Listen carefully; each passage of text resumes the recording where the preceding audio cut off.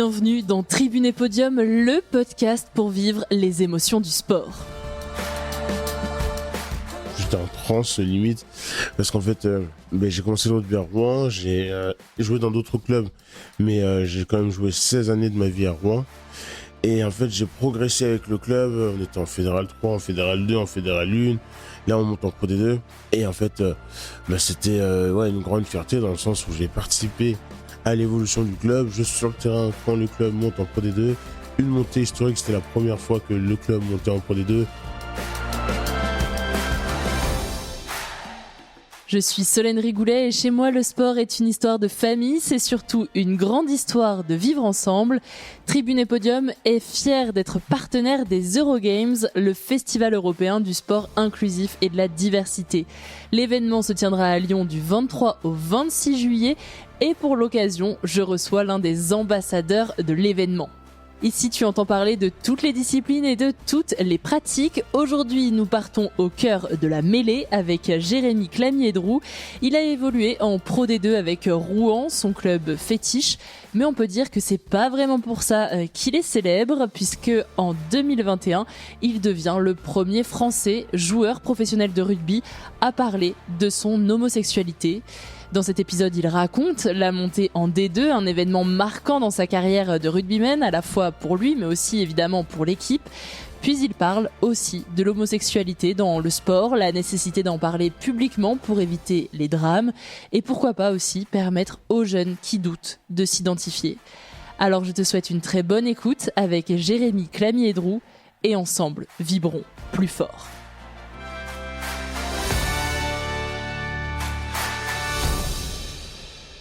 La première fois que j'entends parler de mon invité du jour, c'était il y a 1 an. Je vois qu'il est le fier ambassadeur d'un événement international multisport et inclusif à Lyon, les Eurogames. Alors, je l'ai jamais vu sur les terrains, mais je sais qu'on partage les mêmes valeurs, le sport, pour toutes et tous, dans un cadre safe. Et 3 jours avant qu'on fasse cet enregistrement, le monde du rugby est une nouvelle fois mis en cause. Mediapart dévoile une enquête accusant le directeur sportif du Stade français de propos sexistes et lesbophobes, sans oublier ces joueurs de foot qui ont refusé de jouer le dernier match de la saison pour ne pas avoir à porter le maillot avec le drapeau LGBT. On aimerait un monde où les membres de la communauté LGBTQIA+, peuvent vivre en paix, mais malheureusement, le chemin est encore long. Et heureusement, certains prennent la parole et luttent avec fierté. C'est le cas de Jérémy Clamier-Droux, le premier rugbyman français professionnel à parler de son homosexualité. Il est aujourd'hui dans Tribune et Podium. Bonjour Jérémy. Bonjour Solène. C'est un peu lourd comme introduction, mais c'est la réalité. Lourde, mais elle est claire, elle est bien. L'épisode de Mediapart a été diffusé le 16 mai et le 17, c'était la journée internationale de lutte contre l'homophobie et transphobie et biphobie. Donc moi, je me suis permis de partager justement ce documentaire le 17 pour montrer que c'est encore compliqué parfois. On a l'impression que parfois ça va mieux et en fait exactement, le chemin c'est un peu comme le Madison ou le Kuduro selon votre préférence musicale. Mais voilà, on fait 2 pas en avant, 2 pas en arrière et c'est dommage. Avant qu'on aille dans le vif du sujet, raconte-moi un petit peu déjà qui tu es. Si tu peux nous le faire sans parler de sport pour commencer, c'est un sacré challenge. Donc Jérémy Clamier-Droux, actuellement 34 ans, le fils de Jean-Claude et Josiane, 2 Antillais qui sont venus en France pour avoir une meilleure situation professionnelle. Ils ont eu 6 enfants, je suis arrivé en 4e position. On a grandi dans un milieu très populaire. Et voilà, j'ai fait pas mal d'écoles privées parce que mes parents ont voulu nous donner un peu plus de chance au niveau de notre éducation. Après, je suis parti en centre de formation à l'âge de 16 ans, donc j'ai quitté un peu ma petite ville natale de Rouen pour rejoindre Paris. Et je suis revenu à l'âge de 22 ans à Rouen pour continuer mon activité professionnelle que je ne citerai pas maintenant. Et après, il y a eu des hauts et des bas dans la vie, mais tout s'est très très bien passé. Et maintenant, je stoppe le sport et je vais bientôt rejoindre notre vie professionnelle sans un ballon ovale. Voilà, donc le ballon ovale, justement, toi t'es rugbyman, enfin tu le seras toujours, même si là tu mets un terme à ta carrière. C'était logique pour toi de faire du sport quand t'étais petit ? Oui, c'était logique. En fait, pour rien vous cacher, on était 6 enfants à la maison. Mon père travaille de nuit, donc en fait, il était routier. Donc le soir, pour que ma mère puisse avoir la paix, elle nous mettait au sport. Donc le mardi et Quelle le stratégie. jeudi, on était tous à la natation. Donc quand on rentrait, devoir, on mange et dodo. Et le mercredi et le samedi, on avait aussi une autre activité, un autre sport. Donc dans la famille, on est tous sportifs, on a tous fait du sport. Mes grands frères et grandes sœurs ont commencé par le basket. Bon, moi, vu que je mangeais un peu plus qu'eux, donc je suis pas resté longtemps au basket. Pareil, au foot, j'ai dû faire 3 mois comme licencié au foot. J'étais dans les cages. Et après, il y a eu une Coupe du Monde en 99, si ma mémoire est bonne. Et mon père l'a regardé et a dit, ah, bah, tiens, mon fils, il irait bien faire un peu de rugby. T'avais la Donc, bonne carrure. Voilà. Donc, il m'a mis au rugby comme ça en 99. Tu te rappelles de ton premier entraînement, ce que t'as ressenti quand t'es arrivé sur ce terrain Eh ben, j'étais le seul noir, j'avais peur, j'avais pas le bon équipement. Et j'ai rien compris aux règles. Je comprenais pas. Pourquoi on avance en envoyant Oui, le ballon c'est en ça. arrière? Limite, j'avais peur du contact. Je peux le dire honnêtement avec un peu de recul. Et après, au fur et à mesure, je me suis accroché, je me suis lié d'amitié avec les garçons et les bénévoles, parce qu'aussi on parle pas assez des bénévoles et des entraîneurs, des personnes qui gèrent un club. C'est des personnes adorables. Donc, elles permettent de fédérer aussi tout l'écosystème qu'il y a autour du sport. Donc voilà, je me suis lié d'amitié avec toutes ces belles personnes. Je continue à faire du rugby, j'ai progressé. Et aujourd'hui, je peux dire que je suis amoureux du rugby. Et j'ai plus peur du contact. Tu dis que t'as eu peur, mais tu dis aussi que t'étais le seul noir sur le terrain. Ça avait vraiment un impact sur toi, le petit Jérémy qui découvre le rugby? Mais en fait, comme je l'ai dit, j'ai grandi dans une cité. Et dans ma cité, tout le monde faisait du foot, de la boxe ou du basket. Moi, j'étais le seul à ne pas être dans l'école avec eux, vu que j'étais en privé, en centre-ville. En plus Donc de t'étais ça, déjà différent. la minorité, hein, on va pas La se mentir. Exactement. En plus de ça, je me mets à faire du rugby, donc du coup, le seul du quartier à faire du rugby, donc je descendais en bus, j'avais une demi-heure de transport pour aller sur le terrain de Rouen, et à Rouen, même si que le terrain était sur la rive gauche, une rive un peu plus populaire que la rive droite à Rouen, et ben c'était que des petits blancs, des qui Des faisaient du bourgeois, t'as rugby. le droit de dire. Un peu, oui, pour le coup, ils avaient une situation familiale beaucoup plus aisée que la mienne. Des Constant de la Bastide-Duce, des Jean Martin, des petites mèches, sans Des rentrer noms à dans les particules. sans rentrer dans les caricatures. Mais bon, c'est pas grave. Ces personnes-là sont vite devenues mes amis. Ils m'ont permis aussi de découvrir un autre univers que l'univers que j'ai pu connaître dans ma jeunesse.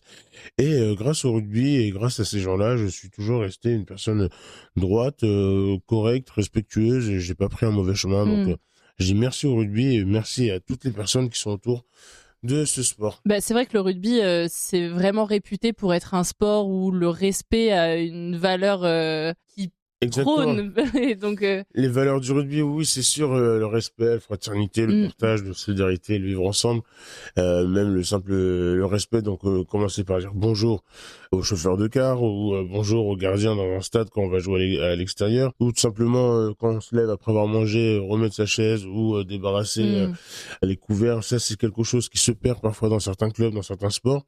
Et au rugby, bah, c'est la base, c'est la base. Et puis même si quand j'ai été pro pendant plusieurs années, à la fin de chaque repas, bah, il y en a toujours un qui devait nettoyer la table. Et c'est normal, je trouve, et faut pas que ça se perde. Ouais, c'est la vie en communauté aussi. C'est ça. Tu dis que t'es vite tombé amoureux du rugby et que ça t'a fait rêver. T'as des noms de professionnels qui te faisaient rêver justement quand t'étais petit et tu te disais un jour je vais être comme lui. Exactement. Et en plus, cette histoire est encore plus belle parce que mon idole, c'était Serge Betsen. Monsieur Betsen. Et noir, je pense qu'il est camerounais. Il a longtemps joué au Biarritz Olympique, a été plusieurs fois champion de France. Il a eu beaucoup de sélections en équipe de France. On l'appelait le sécateur parce qu'il adorait plaquer et il le faisait plutôt très très bien. Dans mon adolescence, j'étais en cours avec l'une de ses nièces. Donc c'est comme ça que j'ai eu le premier contact indirect avec lui, avec des autographes. Et puis d'ailleurs, je me rappelle quand je me comportais un peu mal, elle me disait j'ai l'autographe de mon oncle à la maison. Si tu te tiens pas bien, je te le donne pas. C'était le chantage ultime. Donc voilà. Et ça a marché, j'en ai quand même 3. Et surtout, quelques années après, Rouen recrute un entraîneur de la défense et c'est Monsieur Serge Betsen. Donc c'était énorme parce qu'en fait, bah, j'avais mon idole en face de moi, mais en tant qu'entraîneur, donc pendant à peu près 3 semaines, j'ai eu du mal à le tutoyer. et puis maintenant, bah, On s'appelle régulièrement. Quand je descends au Pays Basque, je le vois souvent. Et puis, on est souvent on est souvent invité au Stade de France pour des manifestations. Et ça reste une personne que je respecte énormément, que j'ai aimé côtoyer. C'est étrange de rencontrer ses idoles, ça arrive pas souvent. C'est ça. Et surtout là, je le voyais tous les jours. Donc, il est déjà venu chez moi, chez mes parents. Bon, ça, on peut le dire. Il est déjà venu manger chez mes parents, tout ça. Ma mère l'a déjà coiffé une fois parce qu'il aime bien faire des tresses couchées. Bon, voilà, c'est cool. Est-ce que tu te souviens de ta première compétition? Vaguement, une première compétition. Alors, c'était un tournoi de rugby avec les équipes jeunes, vaguement. Mais par contre, je me souviens de mon premier essai. Premier essai, il y avait un ruck, je suis pas d'une mêlée, mais je prends le ballon et je déborde sur un extérieur. Bon, je vous cache pas que la ligne d'en but était pas très très loin parce que je suis pas le mec le plus rapide. Mais bon, quand même. Et chacun son rôle, hein. Chacun son rôle, merci. et j'ai marqué et j'étais content, j'ai couru pour pas me faire rattraper parce qu'à l'époque, oui, comme je vous dis tout à l'heure, j'avais un peu peur du contact, donc fallait pas qu'on me rattrape. Et j'ai marqué, j'étais content, j'avais ressenti une fierté en moi et ça m'a donné encore plus confiance en moi et à continuer le rugby. Et après, on a aussi utilisé un peu mon gabarit pour faire le travail de l'ombre en tant que pilier et percuter, avancer, enfin bref. Mais vraiment, beaucoup de bons souvenirs dans mes écoles de rugby. T'as dit que tu avais peur du contact, mais c'est le principe même du rugby, c'est un sport de contact. Comment est-ce que ça vient finalement, ce truc de « ok, je vais plus avoir peur qu'on me plaque, je vais plus avoir peur de plaquer, de me fracasser la tête ». Non, c'est une appréhension qu'on a au début. Après, c'est plus on s'exerce, moins il y a cette appréhension. Savoir bien tomber. Le rugby, c'est un sport de combat, mais c'est aussi un sport d'évitement. Comme je dis à mon tour, parce que j'étais éducateur longtemps, là, c'est plus simple de rentrer par la porte que par le mur. Donc du coup, un mec qui est devant nous, un tronc, un arbre, c'est plus simple de viser les branches que viser le tronc, si tu veux passer. Donc en fait, on essaye plus de s'éviter, mais bon, il y a toujours du contact et il y aura toujours du contact dans le rugby. Et après, ce contact, faut savoir l'utiliser, utiliser la force de l'autre. On se prépare aussi toute la semaine pour pouvoir faire le match dans les meilleures conditions possibles, que ce soit au niveau du cardio, de la musculation. Et puis voilà, mais maintenant, j'adore le contact, c'est un plaisir. Et puis même parfois, je suis un peu maso sur les bords quand on faisait des exercices de défense. Viens. Je t'attends. C'est ça. Tu dis que t'es amoureux de ce sport, t'aimes autant le pratiquer que le regarder? C'est faux, dans le sens où j'ai été dans un écosystème rugby pro pendant plusieurs années, depuis l'âge de 16 ans, entre le centre de formation, les premiers contrats pro, être en coloc avec des gars du rugby, faire du rugby, regarder le rugby à la télé, avoir des réunions avec des vidéos. On regardait justement les tactiques de l'équipe adverse ou notre match, notre performance ou autre. Et du coup, au bout d'un moment, j'en avais marre de regarder que du rugby. Donc oui, je suis amoureux du rugby. Oui, j'aime regarder les matchs de rugby. Oui, j'aime pratiquer le rugby. Mais maintenant, quand je peux faire autre chose, j'aime bien faire autre chose. Et il y a tellement de belles choses à faire aussi sur Terre que uniquement un seul sport. Même si c'est le plus beau du monde.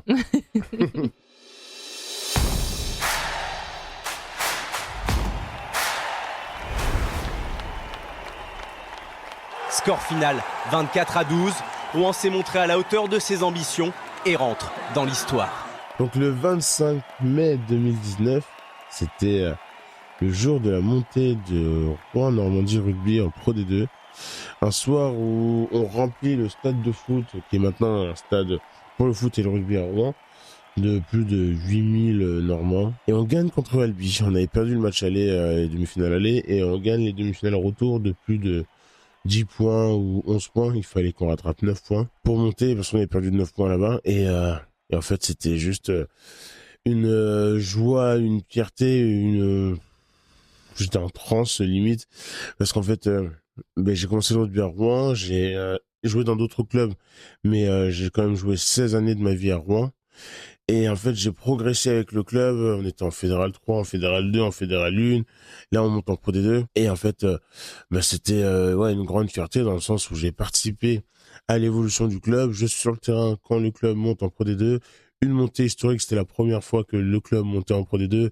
Il y a toute ma famille, les anciens joueurs, les anciens éducateurs, tous mes potes qui sont dans les tribunes.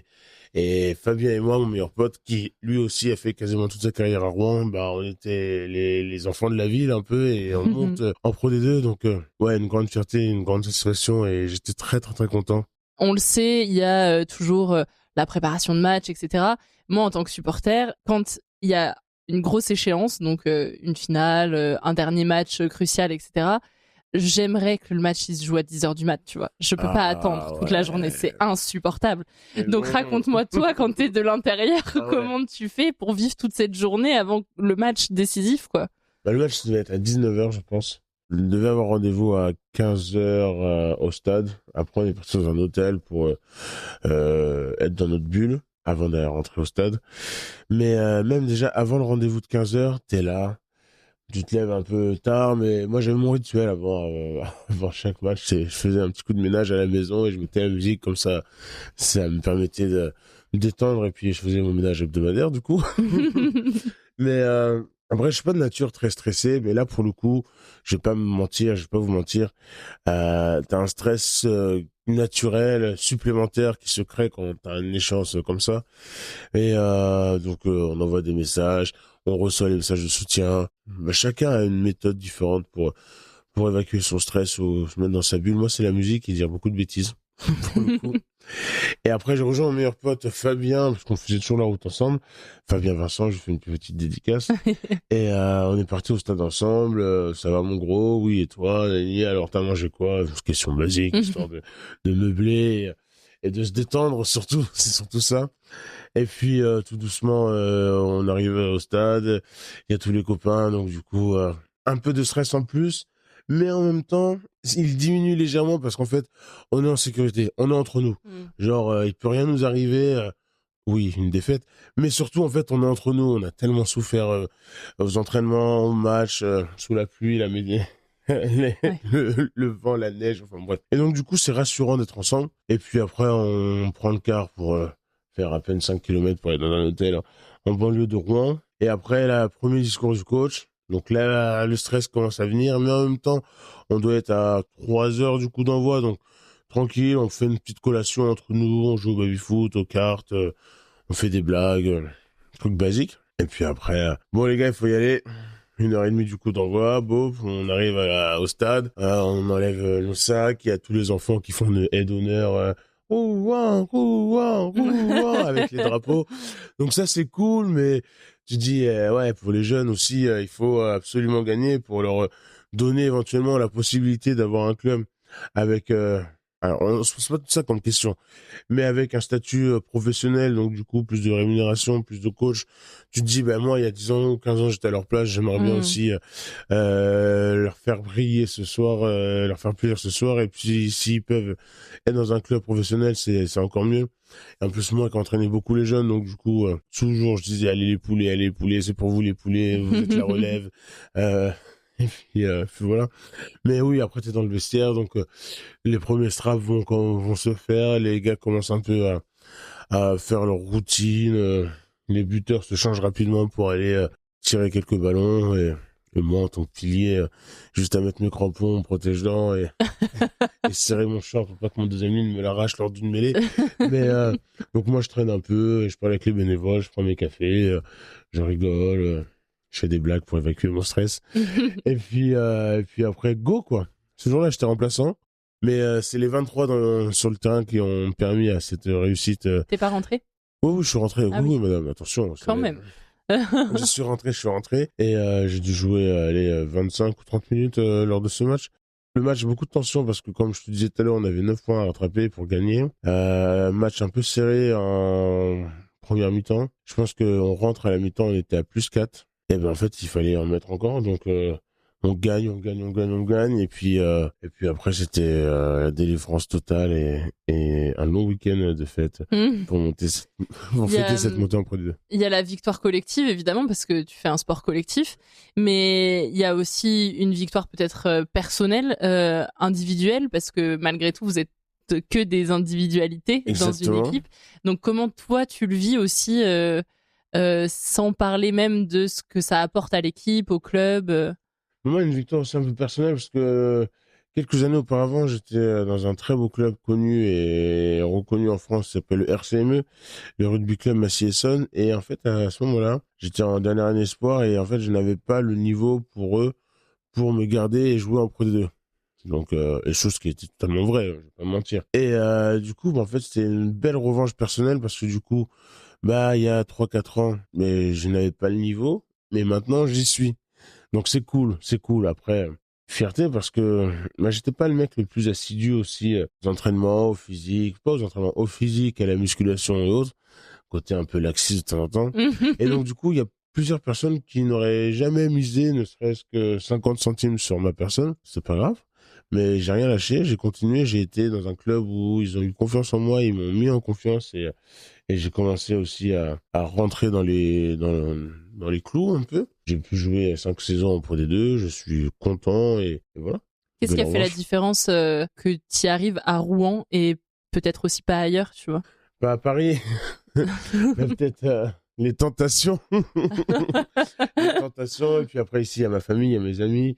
Et oui, j'ai pris conscience que c'était mon travail, qu'il n'y avait pas que des droits, mais il y a aussi des obligations. Et puis voilà. Et puis après, j'ai pris confiance en moi. J'ai vu mon corps aussi évoluer en allant à la musculation. Donc du coup, pas si mal le mec là-bas. Non, je rigole. Et puis voilà. Tu te regardes dans le miroir et beau gosse, hein. J'ai pris confiance en moi. Et j'ai compris que j'étais utile et que l'équipe avait besoin de moi et qu'il fallait que je sois aussi réglo envers l'équipe. Et qu'est-ce que cette victoire, elle change dans ta carrière pour la suite, que ce soit pour toi ou pour l'équipe aussi, parce que du coup, t'es forcément dans une équipe. Mais cette victoire, qu'est-ce qu'elle change? Elle change beaucoup de choses parce qu'en fait, jusqu'à présent, on était en Fédéral 1, Fédéral 1 plus élite, mais ça reste quand même la 3e division du rugby français. Mais c'est géré par la Fédération française de rugby. Que là, on montait en Pro D2. Pro D2, c'est une ligue professionnelle, donc c'est géré par la LNR, Ligue nationale de rugby. Donc du coup, tu as un contrat pro, même si j'en avais déjà un avant, mais avant c'était plus un semi-pro. Là, tu as un contrat pro avec d'autres rémunérations, et puis ça reste la Pro D2. La Pro D2, on en parle un peu moins que le top 14, mais en gros, c'est la Ligue 2, quoi. Ligue 2, Ligue 1. Tant que t'es pas en pro, t'es pas pro. Et là, du coup, tu passes réellement pro.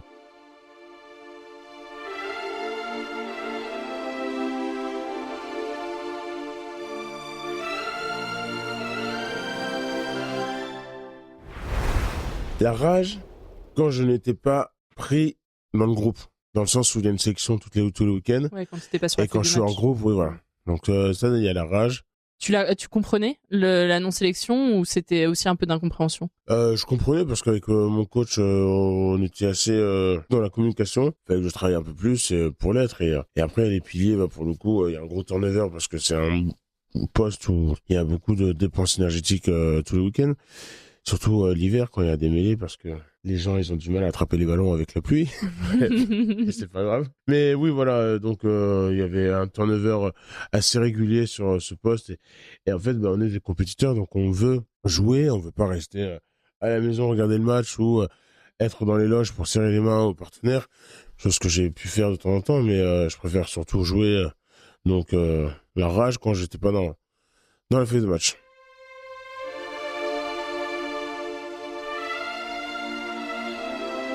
L'excitation, toujours avant un match. L'excitation avant un match, surtout en phase finale. Parce que cette excitation est décuplée. Mais l'excitation avant un match, tout simplement parce que t'as qu'une envie, c'est que le coup de sifflet soit lancé, quoi. Tu trépignes, t'es limite impatient et t'es excité, mais en même temps, ça sert à rien de dépenser ton énergie parce que t'es pas encore sur le terrain. Et quand tu passes cette ligne et que l'arbitre il donne le coup de sifflet, le coup d'envoi du match et go. Ça y est. Est-ce que t'avais les frissons quand il y avait l'entrée des joueurs ou ce genre de moment un peu symbolique quand on est en tribune et quand on est sur le terrain, je sais pas trop.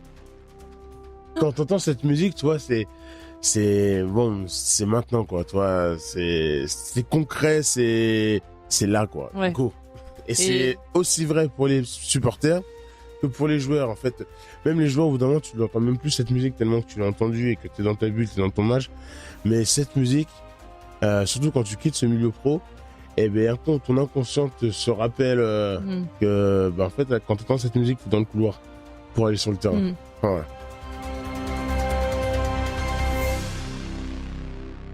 La peur, oui, la peur de la blessure, la peur de ne plus être dans le coup, la peur d'être oublié parce que C'est vrai que quand tu fais du rugby à haut niveau ou n'importe quel sport dans une division professionnelle, mais on est adulé, que ce soit par les médias, par les supporters, les partenaires, les gens dans la rue. Oh, salut, oh, le rugbyman, non, Jérémy Clamedro. Mais oui, c'est qui, bonjour. Donc, tu vois, il y a tous ces trucs-là. J'ai pas eu de grosses blessures, donc ça, c'est cool. Cette peur, elle se contrôle, et puis cette peur peut aussi se transformer en joie, en plaisir, et parfois c'est un mal pour un bien. Donc parfois, elle permet aussi de rebondir sur de belles choses. La peur aussi de ne pas savoir faire autre chose que du rugby, par exemple. Ça t'est arrivé d'avoir des moments justement dans ta carrière où tu sens que le niveau il est pas comme tu avais pu l'avoir à une période et que c'est difficile de revenir? Bah, déjà, en progressant de niveau tous les ans, bah, le niveau est plus dur et plus exigeant.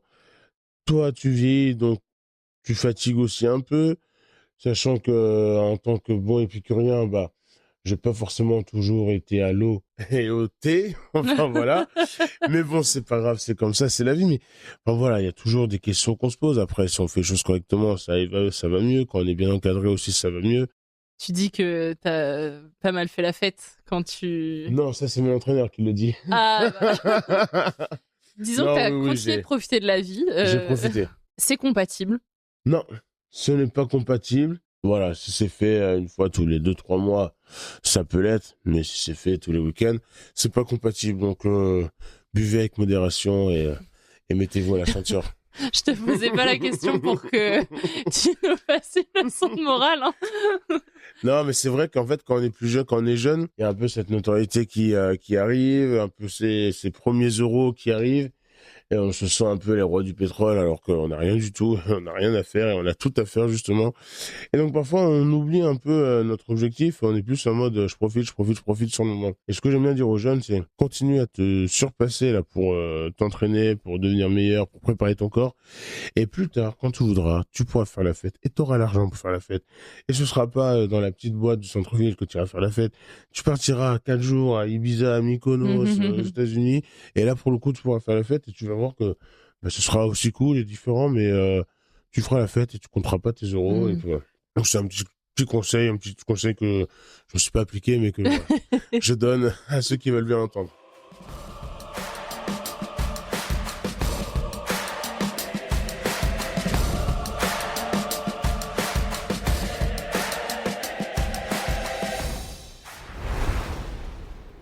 Dans ton parcours, et c'est aussi pour ça qu'on se voit aujourd'hui, toi, t'as ouvertement parlé de ton homosexualité. En tout cas, t'as été le premier rugbyman français professionnel à le faire. T'as témoigné dans un docu-canal qui s'appelle « Il faut qu'on parle », aux côtés de 5 autres athlètes tricolores. Est-ce que tu peux nous dire comment ça se passe, ton coming out dans le rugby ? Mon coming out dans le rugby, donc il s'est fait en plusieurs fois. La première fois, en 2 fois, on va dire. La première, c'était dans tous mes clubs où j'étais licencié, donc que ce soit à Massy, Rouen ou Racing, où j'ai pu dire aux gars que j'étais bi dans un premier temps parce que je m'assumais pas encore totalement. Et après et chaque chose en son temps. Exactement, c'est ça. Et en fait, du coup, bah là, je disais à mes camarades, à mes coéquipiers, bon après, il y a un peu de bruit de couloir. Vu que les garçons sont pires que les filles, je vous assure, ils sont bavards. Donc voilà, ça s'est un peu su à droite à gauche, mais bon après, le milieu du rugby est un milieu très petit, donc il suffit qu'il y ait un mec qui joue dans ton club cette année, qui va dans un autre club, ou inversement, un mec d'un autre club qui vient dans ton club et qui le week-end il rentre chez lui. Donc, ouais, ça se dit, ça se parle. Exactement. Mais c'est resté vraiment à une échelle assez petite échelle. Et après, en juin 2021, il y a le documentaire Faut qu'on parle qui sort justement, c'était énorme. Ils l'ont diffusé en deuxième partie de soirée un samedi. Et en fait, en première partie de soirée, c'était une demi-finale du top 14. Je me rappelle très très bien Astrid Barth, une présentatrice Canal, informe les téléspectateurs de la demi-finale, avant la demi-finale, lors de la pub et après le match, qu'il y aura un documentaire exclusif, parce que c'était documentaire Canal, c'était la première diffusion. Ah, et puis en plus, faut dire que dans les athlètes qui témoignent, il y en a, on les a jamais entendus parler sur ce sujet, quoi. Donc... Ah non, mais oui, mais c'était la première fois, mais c'était une des clauses aussi du documentaire pour que ça fasse un peu cet effet. Si c'est la première fois que t'en parles, tu peux être dans le documentaire. Ouais. Et du coup, en fait, on est 6, que des professionnels. Je suis le sportif le moins titré que les autres. Donc, je vous invite à aller regarder le documentaire. Et en fait, moi, j'ai accepté de faire ce documentaire pour la force du collectif, dans le sens où on était 6. Donc, j'allais pas être le rugbyman gay français, c'était vraiment la force collective. Mais vraiment, ce qui était cool, c'est que voilà, il y a eu des vidéos teasing qui ont été diffusées avant la demi-finale et Astrid Barth qui disait oui, restez. Et là, dès que le documentaire a commencé, message. Ah, mais c'est Jérémy, j'ai reconnu ta voix. Oh, énorme, sur Canal.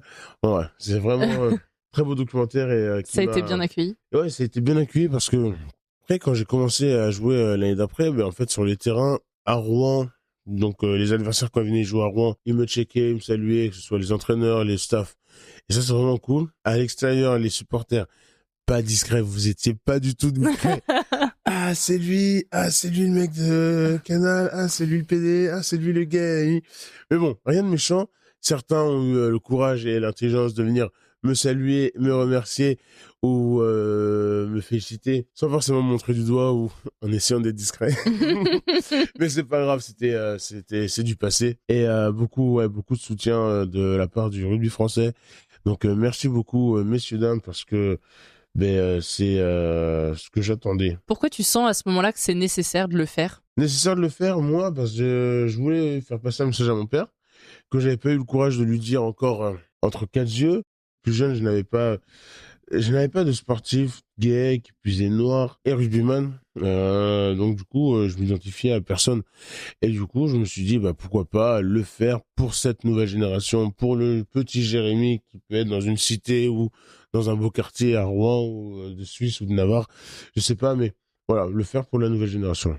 Dans le reportage, tu dis que t'as pas eu le courage encore de le dire à ton père et qu'il va le découvrir en visionnant en direct avec toi et ta maman le soir même. Comment ça se passe? Ça s'est pas passé le samedi parce que le samedi, on faisait l'anniversaire de ma nièce chez moi. Avant, j'avais une très belle maison. Enfin, le dimanche, on mange les restes chez mes parents. Et du coup, je décide de lui montrer à ce moment-là. À savoir que le dimanche, c'était la fête des pères. Allez, bonne fête. Bonne fête, papa. Je lui offre une petite bouteille de whisky japonais, toujours à consommer avec modération, bien sûr. Et je sers un verre, je m'en sers un aussi parce que j'avais un peu la gorge nouée, je pense, c'est sûr. Je dis à mon père, mais voilà, papa, j'avais dit, je faisais un documentaire avec Canal+, parce que ça faisait plus de 10 ans que j'étais licencié dans ce club-là. Et en fait, j'ai noyé le poisson dans l'eau, sorti une vieille connerie. Je mets le documentaire, je lui dis, ça dure 1 heure. Si tu veux, on parle après, on parlera plus tard. Et il regarde le documentaire, il boit 3 verres de whisky, et toujours avec modération. Et à la fin du documentaire, il m'a dit qu'il le savait. Il m'a dit qu'il m'aimait. Il m'a dit que j'espérais que tu me le dises un jour parce que je n'allais pas aborder ce sujet-là avec toi. Mais tu restes mon fils et continue à faire du rugby, à t'engager, à faire les choses. Donc moi, je suis très content, très fier. Parce que du coup, mon père m'a prouvé que l'homophobie ne doit pas être plus fort que l'amour qu'on a pour un enfant. Malheureusement, c'est pas le cas pour tout le monde. Il y a des parents encore trop injustement qui font des enfants et qui les mettent à la porte après l'annonce de leur homosexualité. Et c'est dommage. Tu vois qu'il y a des associations comme le Refuge qui existent pour accueillir ces enfants et autres.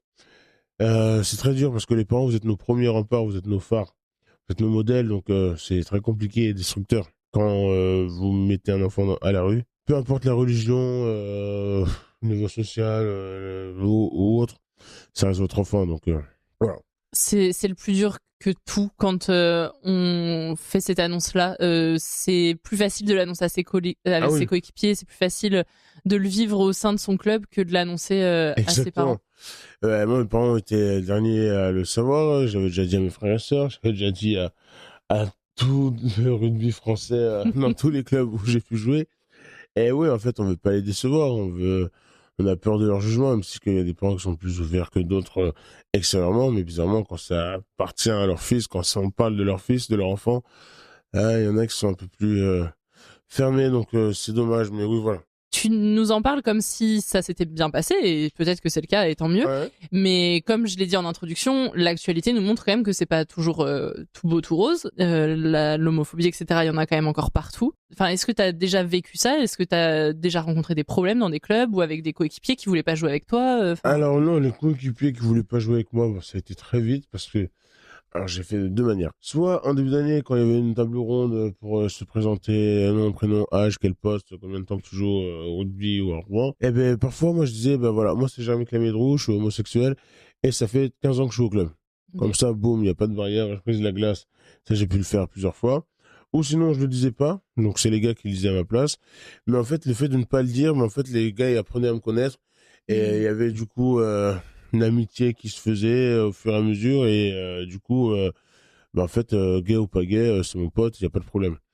Et en fait, les gars, j'ai toujours demandé de me respecter. J'ai toujours respecté. Et du coup, ma sexualité n'était pas un problème parce que on est là pour faire du rugby. Comme j'ai souvent vulgairement parlant, on n'est pas dans une backroom. On n'est pas là pour se reproduire, on n'est pas dans un club échangiste, on est là pour faire du rugby. Donc oui, après le rugby, après avoir sué dans la boue ou pas, eh ben on passe à la douche. À la douche, on y va pour se laver. Je suis pas là pour mater des culs parce que les mecs, je les vois tous les jours, c'est mes collègues. Donc voilà, je mange pas ou, enfin, tu as compris la phrase. Je sépare les deux. Et puis, et grâce à ce comportement-là aussi, j'ai gagné le respect de tout le monde. Et c'est normal parce qu'en fait, certes, je suis homo, certes, je travaille avec des garçons, mais je suis pas là pour faire un film érotique ou pornographique. Enfin voilà, on est là pour jouer au rugby. Et donc, il n'y a jamais eu de problème. Et par contre, pour répondre à ta question, excuse-moi, après le documentaire, ce qui m'a le plus chagriné, c'était ce côté un peu médiatique que j'ai pu avoir. Et en gros, donc, j'étais souvent invité dans pas mal de représentations parce que du coup, le premier du rugby, donc du coup, il faut le Là, protéger. tu deviens l'étendard, hein, en Il vrai. faut être l'étendard et il faut qu'il soit vu. Il faut qu'on montre que dans notre sport, on est en avance par rapport au foot, tu vois, tout ça. Donc, alors j'avais dîné avec Macron, avec des ministres, avec les présidents de clubs, d'associations, de World Rugby, parce qu'il y avait la Coupe du Monde aussi, invité avec les partenaires de la Fédération française de rugby ou de la Ligue nationale de rugby et aller voir des représentations. Et en fait, mes potes, ils nous ont dit, mais en fait, Jérémy, tu fais la star, t'es jamais là, il est là, Bah oui. toujours barré à droite à gauche. Et en plus de ça, ces mêmes potes, souvent, je les invitais parce que moi, je demandais des plus 1 ou plus 2. Je les faisais croquer à certaines manifestations, mais en fait, voilà. C'est du coup avoir cette réflexion, tu fais la star. Et moi, au bout d'un moment, ça m'a très peiné. Et même une fois, je le dis dans une interview, vous dites que je fais la star parce que je dis à la France entière que je suis des bites, vous avez qu'à faire la même chose. Donc, pardon du vocabulaire, c'est encore une fois très, très, très familier comme discours, mais c'est exactement ce que je leur ai dit. Et à partir de ce moment-là, je suis redevenu Jérémy Clamidrou, le pote du rugby qui se prend pas la tête et qui n'est pas du tout une star.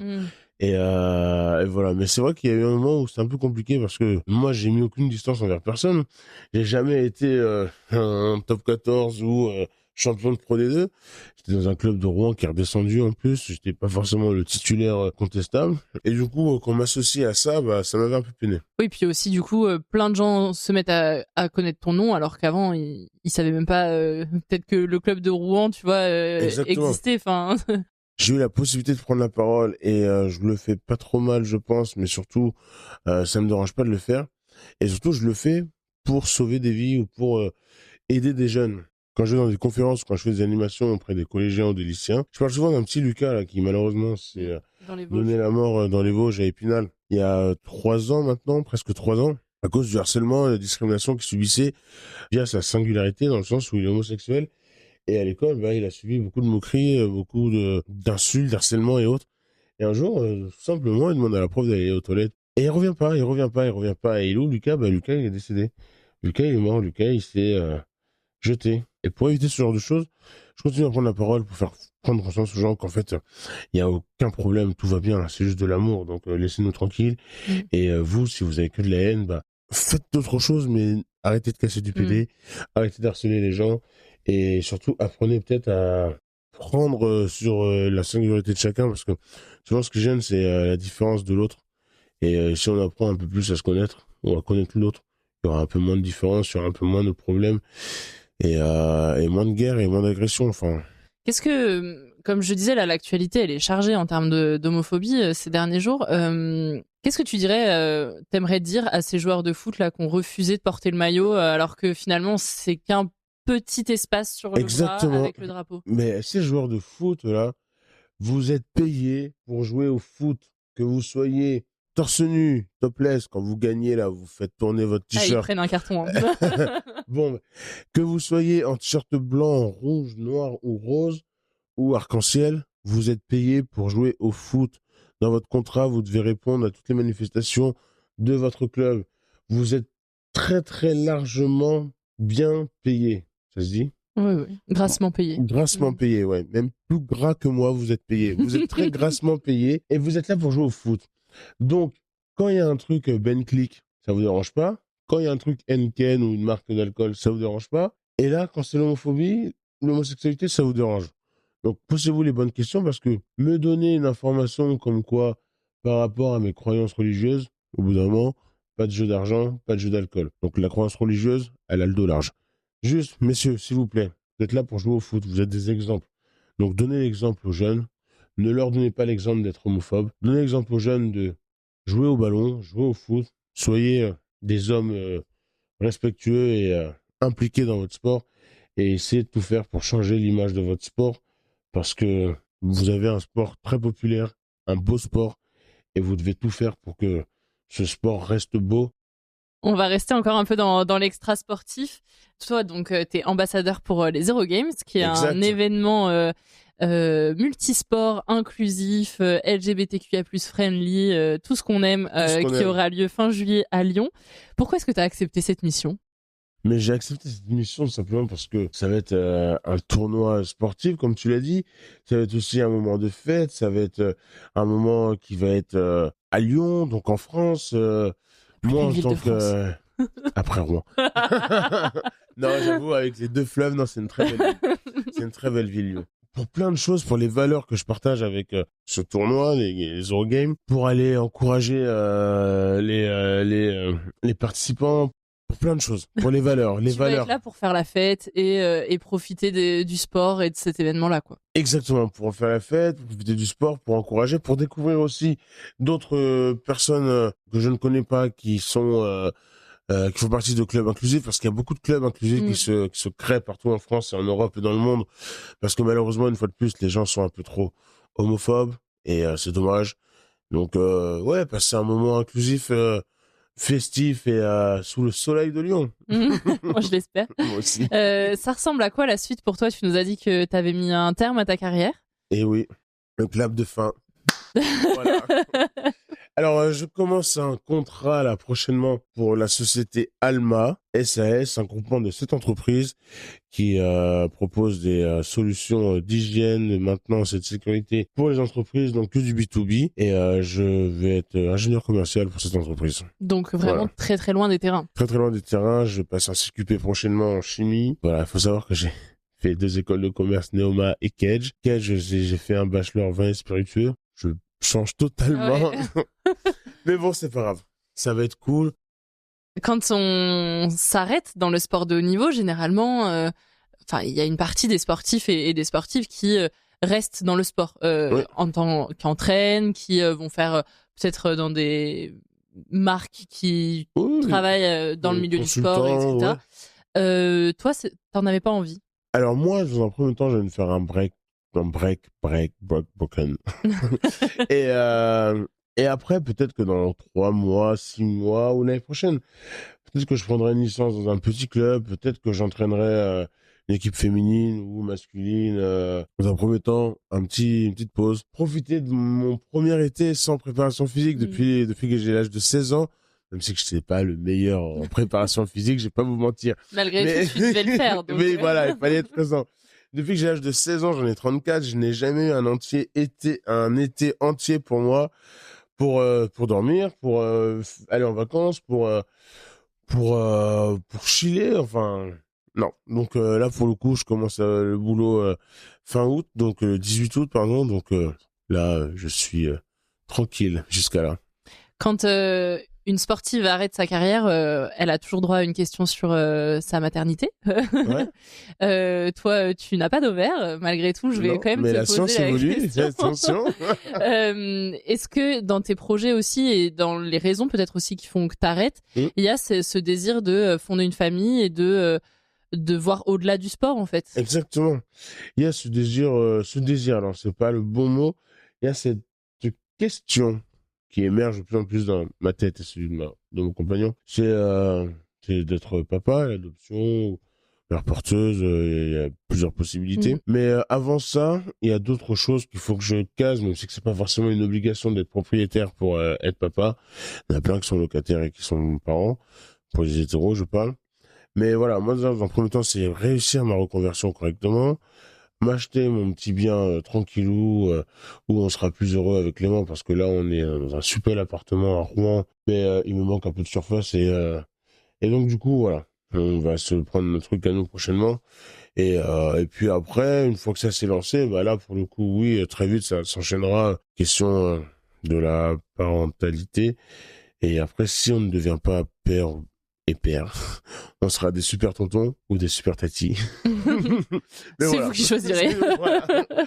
Mais oui, pour le coup, il n'y a aucune obligation, mais c'est vrai que ça change une vie. Et puis peut-être que moi, ce serait bien d'avoir un petit bébé à la maison plutôt qu'un chat.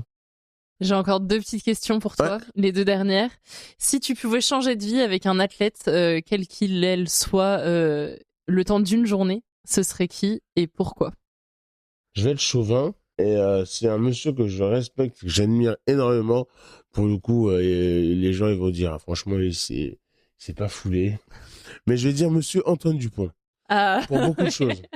C'est un mec qui a un mental d'acier, très bon dans son sport, un bon capitaine. J'espère qu'il va vite revenir parce qu'il est blessé. Mais surtout, il a aussi pris la parole sur un sujet que je défends, que je porte depuis quelques années. Donc voilà, merci monsieur Dupont, Antoine. Et ça, c'est mon petit côté homosexuel qui parle, même si on n'est pas tous métrosexuels, mais il a aussi un petit faible pour la haute couture, pour les bonnes marques, les bons vêtements. Donc du coup, bon, ces vêtements n'iraient pas à ma taille, mais mais ouais, non, franchement, Ouais, il aime la mode. Hein. Ouais, il aime la mode. À qui est-ce que tu aimerais passer le relais pour faire le même exercice que nous là dans le podcast, dans Tribune et Podium? À Dimitri. Pavadé. Le petit clin d'œil à Pavadé. Dimitri. Ouais.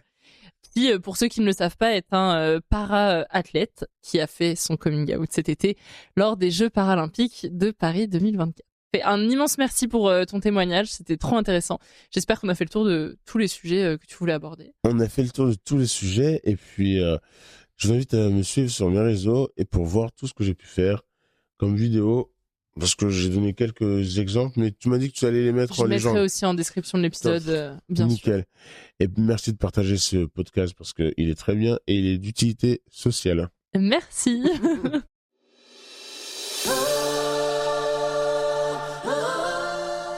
Merci d'avoir écouté cette histoire de sport et d'émotion. Cette aventure, je veux la vivre avec toi, tel un supporter prêt à clamer ton bonheur et parfois tes peines. Ensemble, nous allons vibrer plus fort et pour ça, je compte sur toi pour t'abonner à Tribune et Podium sur ta plateforme d'écoute préférée. Je suis très curieuse de savoir quel athlète tu aimerais entendre dans ce podcast, alors dis-le-moi en MP sur Instagram, sur le compte Tribune Podium ou tout simplement en laissant un avis sur Apple Podcast ou Spotify. On se donne rendez-vous tous les mardis pour découvrir des histoires humaines dans Tribune et Podium. Écrivons ensemble notre histoire sportive. Ciao!